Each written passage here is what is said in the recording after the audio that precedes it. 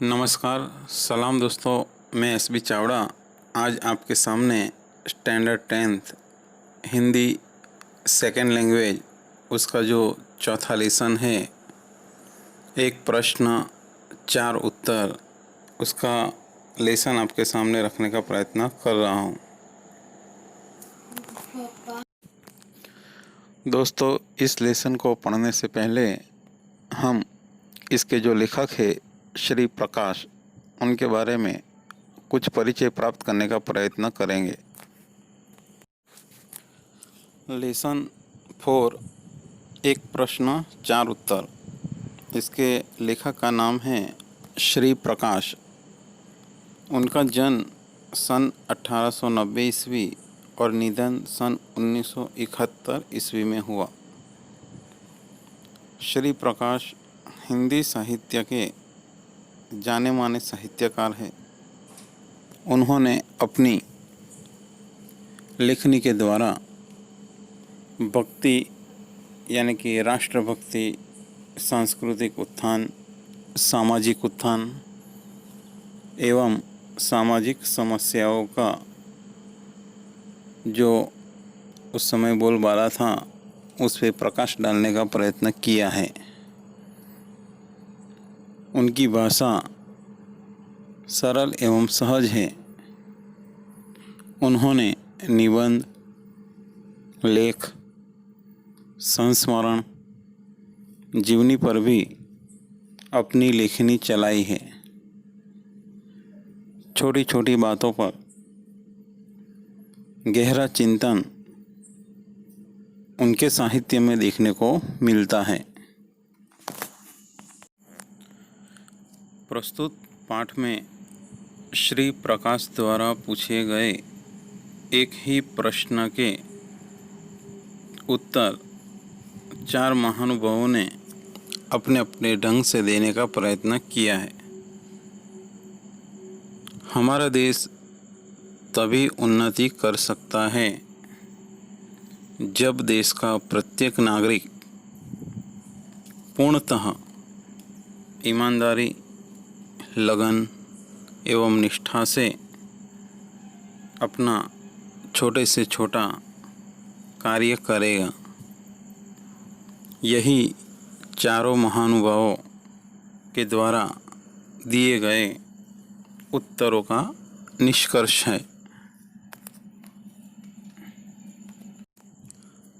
अब हम इस लेसन को पढ़ने का प्रयत्न करेंगे।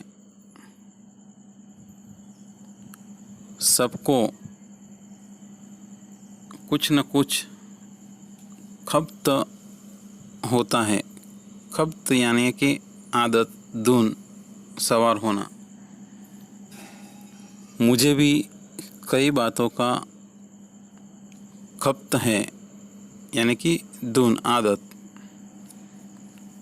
उनमें यह कि जब किसी विदेशी से मेरी मित्रता हो जाती है और उन्हें सहृदय पाता हूँ,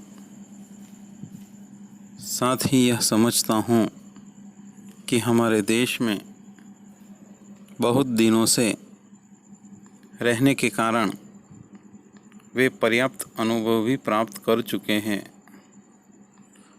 तो उनके किसी शुभ अवसर पर मैं पूछता हूँ कि आप कृपा करके यह बतलाएं कि क्या कारण है कि हमारे देश में इतने विशेष पुरुषों के रहते हुए भी, इतने बड़े बड़े आंदोलनों के होते हुए भी देश कुछ उन्नति नहीं कर रहा है।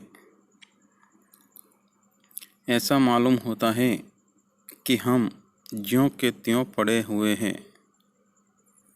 अवश्य ही हमारे मित्र इससे चकित होते हैं, उत्तर देते हैं, संकोच करते हैं और शिष्टता के नारे लगाते हैं।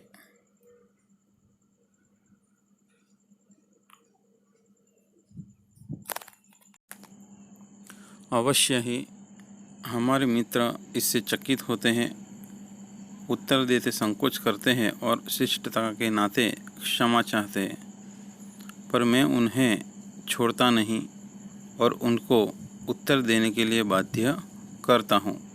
बाध्य करने यानी कि विवश करते हैं। यहाँ पर लेखक ये कहना चाहते हैं कि जीवन में हर किसी को किसी न किसी की धुन सवार होती है और लेखक के अंदर भी एक धुन सवार थी कि जब भी उनके कोई परिचित मित्र उन्हें मिलते थे तो वो उनसे यही प्रश्न करते थे कि हमारा जो देश है इसमें इतने बड़े बड़े नेता हो गए, उन्होंने आंदोलन चलाए, फिर भी हमारे देश ने आज भी तरक्की नहीं की है, ज्यों का त्यों पड़ा हुआ है।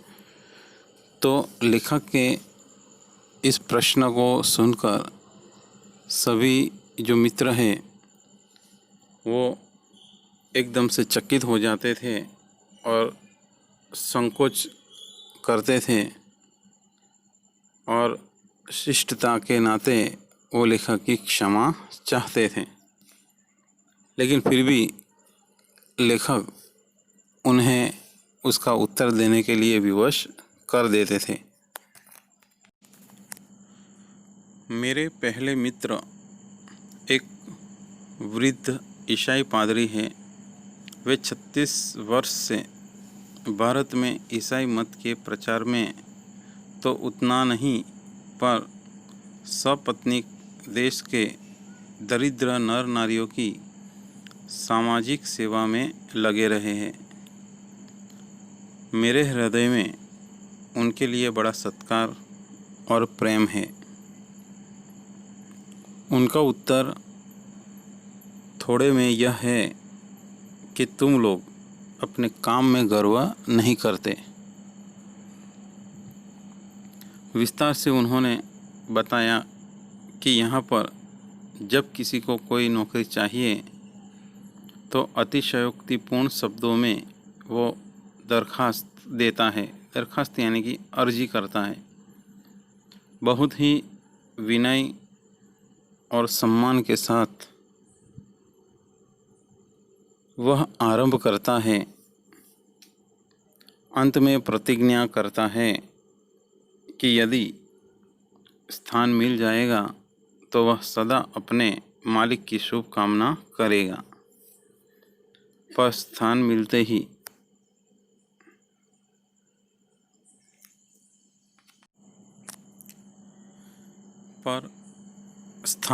ही वह अपने काम अर्थात अपनी जीविका के साधन को ही खराब समझने लगता है। अन्य साथियों से मिलकर काम को खराब करने के लिए षड्यंत्र रचने लगता है और मालिक की नाक को दम कर डालता है। और देशों में भी लोग नौकरी की दरखास्त देते हैं। वे साधारण शब्दों में प्रार्थना पत्र लिखते हैं और जब स्थान मिल जाता है तो इस तरह काम करते हैं कि जैसे संसार की गति उन्हीं पर निर्भर करती है और वे यदि काम छोड़ दें तो संसार डूब जाए। इस पैराग्राफ में लेखक श्री प्रकाश ये कहना चाहते हैं कि लेखक के जो एक मित्र थे जो वृद्ध थे और ईसाई पादरी थे, कहते हैं कि वो 36 साल से इस देश में रहकर लोगों की सेवा करते थे। तो लेखक ने उनसे प्रश्न पूछा कि वही प्रश्न कि हमारे देश में इतने विद्वान पुरुष है, हमारे यहाँ बड़े बड़े नेता हैं और कई आंदोलन चले, फिर भी हमारा देश उन्नति क्यों नहीं कर रहा है। तो वृद्ध पादरी ने उसके बदले में ये उत्तर बताया कि तुम लोग अपने काम में गर्व नहीं करते। यानी अपने काम को महत्व नहीं देते। वो इसको डिटेल में और भी गहराई से समझाने का प्रयत्न करते हैं कि जब कंपनी में या कहीं पे भी जब नौकरी के लिए ये लोग दरखास्त यानी कि अर्जी पत्रक देते हैं तो उस समय बड़े बड़े शब्दों में वो वादे करते हैं कि अगर आप हमें नौकरी देंगे तो हम बड़ी खुशी से और बड़े मान से उस पद पे नौकरी करेंगे, सेवा करेंगे। लेकिन जैसे ही उनको नौकरी मिल जाती है तो वो लोग कुछ ही समय में अपने जो ऑफिस या कार्यालय होता है वहाँ षड्यंत्र करने लगते हैं। और इसीलिए कहते हैं कि हमारा देश आगे नहीं बढ़ता। और देशों में भी यही हाल है कि लोग सामान्य रूप से अर्जी कर देते हैं और जब उनको काम मिल जाता है तो वो लोग यही समझते हैं कि अगर मैं नौकरी छोड़ दूँ तो ये ऑफिस का सारा काम रुक जाएगा, जैसे कि ये जो दुनिया उन्हीं के कहे पर चलती हो, ऐसा वो लोग महसूस करते हैं। बात इस पादरी ने बहुत ठीक कही। हमें अपने काम का गर्व नहीं है। दुख तो इस बात का है कि मुल्क की परंपरा में अपने काम का गर्व करने का आदेश है। जाति भेद इसी पर निर्भर करता है। एक जाति का आदमी दूसरी जाति के आदमी द्वारा अपना मान मर्यादा नहीं चाहता। वह अपनी जाति वालों के बीच अपना उपयुक्त पद और स्थान चाहता है। यह अपनी जीविका के साधनों का बड़ा आदर सत्कार करता है। बढ़ई अपने औजारों की और दुकानदार अपनी बहियों की निश्चित तिथियों पर पूजा करता है। पर लंबी दास्ता के कारण हम अपनी परंपरा को भूल गए हैं। हम अपना काम छोड़कर दूसरों का काम उठाते हैं। एक काम छोड़कर दूसरा काम लेते हैं। हम अपनी असफलता का दोष दूसरों को देते हैं, स्वयं दुखी होते हैं और दूसरों को भी दुखी करते हैं। कोई काम ठीक न कर सकने के कारण अपने को खराब करते हैं, काम को भी खराब करते हैं। स्वधर्म निधन श्रेयः, यानी कि अपना धर्म या कर्तव्य करते हुए मर जाना श्रेयस्कर है। यह आदेश हम भूल गए। हम अपने काम में गर्व नहीं लेते।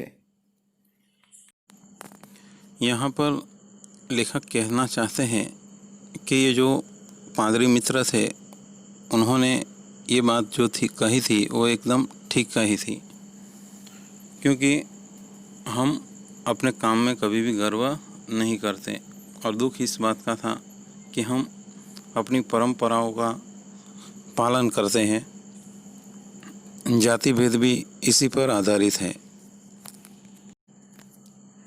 एक जाति का आदमी दूसरी जाति के आदमी के द्वारा अपना मान मर्यादा नहीं चाहता, यानी कि वो यही चाहता है कि उसको जो मान मर्यादा मान सम्मान मिले वो अपनी जाति वाले इंसानों से मिले। और इसीलिए वो इसी प्रकार का पद प्राप्त करने की इच्छा रखता है। वह अपनी जीविका के साधनों का बड़ा आदर सत्कार करता है। जैसे कि जो बड़े हैं वो अपने औजारों की और दुकानदार अपने बही खातों की पूजा करता है और हर समय उसे संभाल के रखता है। लेकिन हम इस दास्ता के कारण अपनी परंपरा को भूल गए हैं। हम अपना खुद का काम छोड़कर दूसरों का काम करने पहुंच जाते हैं। एक काम छोड़कर दूसरा काम लेते हैं और फिर हम अपनी असफलता का दोष दूसरों को देते हैं। खुद तो दुखी रहते हैं लेकिन फिर भी दूसरों को भी दुखी करने का प्रयत्न करते हैं और इसीलिए कोई भी काम ठीक न कर सकने के कारण हम अपने आप को भी खराब कर देते हैं और इसी वजह से हमारा काम भी खराब हो जाता है। हमें अपना धर्म या कर्तव्य करते हुए मर जाना श्रेयस्कर है, इस आदेश को हम भूल गए हैं। यानी कि हम अपने काम में गर्व नहीं लेते।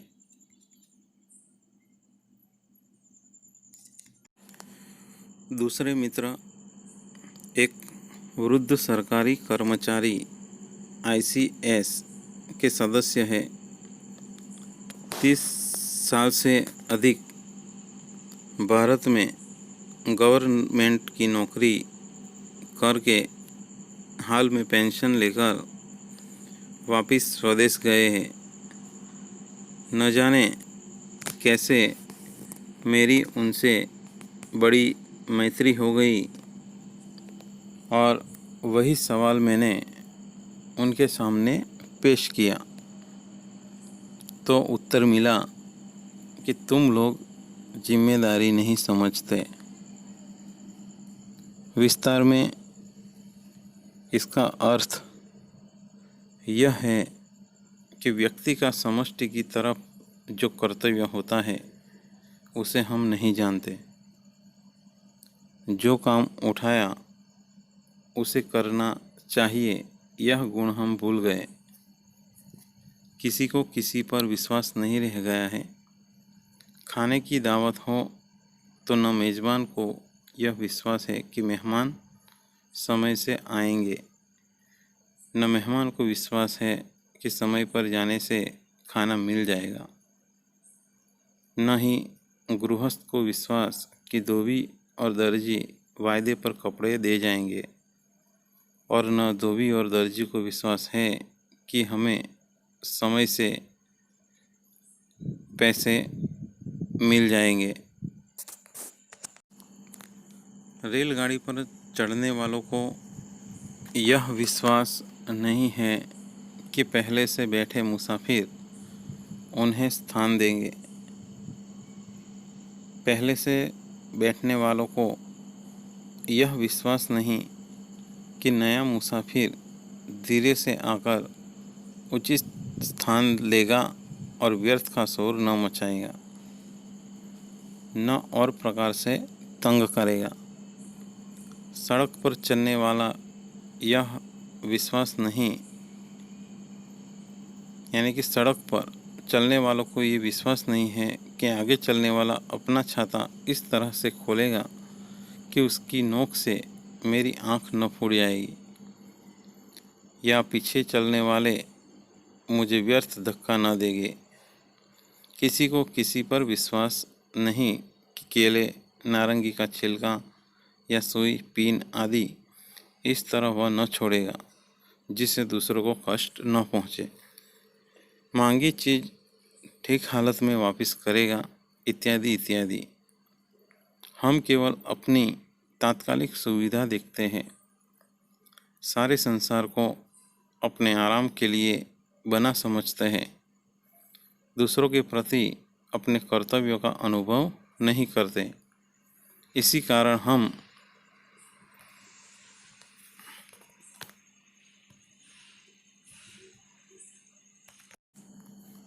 दूसरों के प्रति अपने कर्तव्यों का अनुभव नहीं करते। इसी कारण हम सब एक दूसरे के प्रति अविश्वसनीय और अस्पृश्य हो गए हैं। हम अपना धार्मिक आदर्श भूल गए हैं। आत्मनः प्रतिकूलानि परेषां न समाचरेत्, यानी कि हम अपनी जिम्मेदारी नहीं समझते। इस पैराग्राफ में लेखक श्री प्रकाश जी अपने एक दूसरे मित्र जो थे जो एक वृद्ध सरकारी कर्मचारी थे और आईएएस के सदस्य थे। वो 30 साल से ज़्यादा भारत में गवर्नमेंट की नौकरी करके हाल पेंशन पर अपने देश में, अपने स्वदेश वापस गए थे।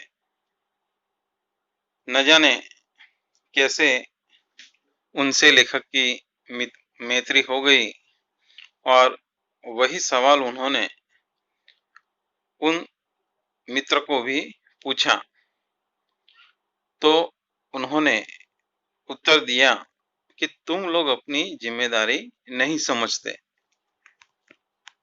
विस्तार में इसका अर्थ ये है कि व्यक्ति का समष्टि की तरफ जो कर्तव्य होता है उसे हम नहीं जानते। यानी लेखक जो है वो जब अपने मित्र से ये प्रश्न पूछा तो उन्होंने इसका निष्कर्ष यही निकला कि जो व्यक्ति होता है वो अपने समाज के प्रति कर्तव्य नहीं निभाता।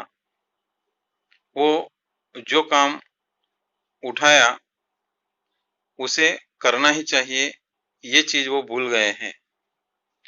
और दूसरा कि आज किसी को किसी पर विश्वास नहीं रह गया है। हर व्यक्ति को अपने मन में एक अविश्वास सा पैदा हो गया है। उसे ना तो अपने आप पे विश्वास है, ना ही सामने वाले पे कोई विश्वास है। इसीलिए वो अविश्वास में ही जीता है और इसीलिए उसे यही लगता है कि भाई उसका जो भी काम है वो समय पर होगा या नहीं। जैसे कि लेखक ने यहाँ पर अलग-अलग जो एग्जाम्पल दिए हैं कि जैसे कि दर्जी, नाई, रेलगाड़ी में चढ़ने वाले मुसाफिर, बैठे हुए मुसाफिर आदि का उन्होंने एग्जाम्पल दिया है। साथ साथ में उन्होंने हर एक ऐसे व्यक्ति का एग्जाम्पल दिया है कि जिसे ना तो अपने आप पे विश्वास होता है और ना ही सामने वाले के ऊपर। और इसीलिए लेखक यहाँ कहता है कि किसी के ऊपर विश्वास नहीं है। और दूसरा कि हम केवल अपनी तात्कालिक सुविधा ही चाहते हैं और सारे संसार को हम अपने आराम करने के लिए बना समझते हैं। दूसरों के प्रति हमारा जो कर्तव्य होता है वो हम अनुभव नहीं करते और इसीलिए हम सब एक दूसरे से अविश्वास, अस्पृश्य हो गए हैं। यानी कि हम एक दूसरे के साथ अविश्वास करने लगे हैं। हम अपना धार्मिक आदर्श ही भूल गए हैं। हम अपनी जो जिम्मेदारी है वो नहीं समझ रहे हैं। तो दोस्तों आज का ये जो वीडियो है वो हम यहाँ तक रखते हैं और मेरी आपसे एक गुजारिश है कि आपको अगर ये वीडियो पसंद आया हो तो मेरा जो आइकॉन बटन है उसे सब्सक्राइब करना न भूलें और दूसरा कि ये जो वीडियो है जल्द से जल्द आपके दूसरे दोस्तों के पास भी पहुंचाने का प्रयत्न करें। तब तक के लिए धन्यवाद, आभार, थैंक्स।